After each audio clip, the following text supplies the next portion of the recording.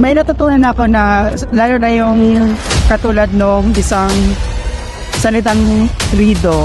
Dati kasi hindi ko alam kung ano yung riddle and so ngayon, maliwanag na sa akin kung anong ibig sabihin ng riddle. Thank you! Itong istorya na to ay marami kang matututunan, lalo na sa kultura ng mga kapatid nating Muslim. Sobrang ganda ng movie na to kasi very inspirational. It approximates the life ng mga nasa probinsya at mga taong Muslim na they want to be accepted.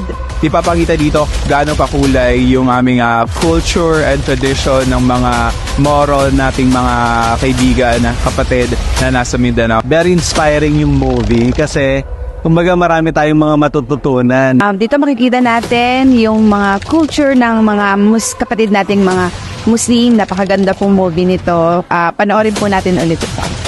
So, napaka-inspiring na movie. Panoorin niyo po. Luzon, Visayas, Mindanao at buong mundo.